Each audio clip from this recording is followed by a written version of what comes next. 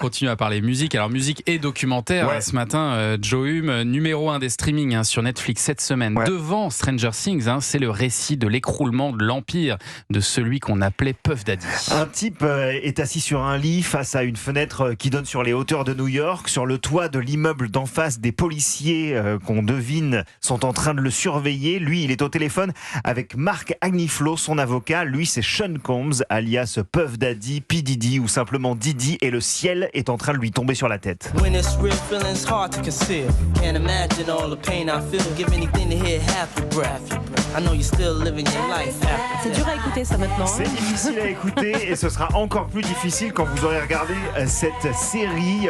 Dans le premier épisode de Sean Combs, L'heure des contes, on découvre l'histoire d'un gosse de Harlem qui quitte l'université à 19 ans pour tenter de percer dans le music business et commence en bas de l'échelle comme danseur de hip-hop dans des clips vidéo. Sauf que ce danseur-là, en 1989, son ambition est démesurée. Ouais, donc il va gravir rapidement les échelons, quoi. Ouais, il apprend très très vite, il est obstiné, il est persuasif, il est charmeur, mais à mesure qu'il acquiert du pouvoir, parce que c'est la seule chose qu'il désire acquérir, Puff Daddy développe une emprise sur son entourage, il laisse libre cours à sa vision toxique de la masculinité, et alors qu'il révolutionne véritablement le marketing autour des cultures urbaines et du hip-hop, il devient le plus grand porte-parole de cette mode, mais en coulisses, c'est un monstre qui est à l'œuvre. You can't continue to keep hurting people and nothing ever happens. Just a matter of time.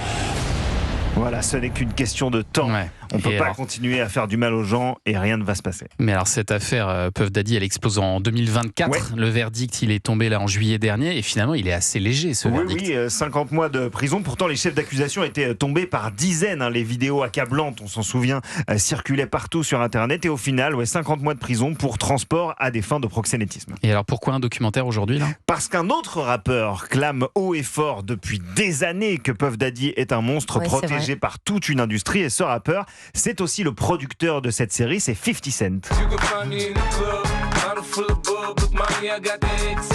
Et personne ne l'a écouté. Personne ne l'a écouté à l'époque et là il a décidé qu'il était l'heure. Ding dong, on sonne la cloche et le moins qu'on puisse dire c'est que cette production 50 Cent réalisée par Alex Stapleton tape dans le mille. Même si on connaît l'affaire sur le bout des doigts, beaucoup de zones d'ombre finalement sont mises à jour. Les témoignages sont nombreux, nouveaux, parfois glaçants et surtout, au-delà de l'affaire, ces 4 épisodes d'1 heure chacun racontent avec précision et en images à l'appui toute la mécanique qui a construit Puff Daddy et comment chaque basculement a inévitablement mené à ce gigantesque procès. Sean Combs, L'heure des contes, c'est à voir en ce moment sur Netflix. Dans le même thème, vous aviez une recommandation lecture d'ailleurs, Joe. Oui, et beaucoup plus léger quand même. Cette semaine, hasard ou coïncidence, je ne sais pas, le magazine Rock & Folk sort un généreux hors-série intitulé Rock et Justice.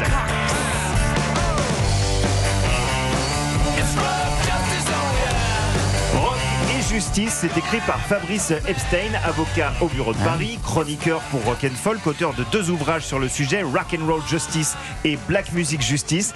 Dans ce numéro spécial, on apprend tout sur, par exemple, le procès intenté à Jim Morrison par l'État de Floride pour exhibitionnisme, bien entendu, sur l'interdiction de sortir de territoire des Rolling Stones ordonnée par la couronne d'Angleterre elle-même, l'État français contre Michel Polnareff ou encore cette guerre qu'on connaît entre Lou Dépric et Plastique Bertrand sur la paternité de Sa place pour moi, légendaire.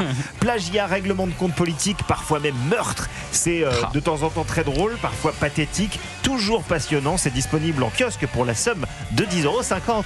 Eh bien, merci Joe Hume pour toutes ces recommandations.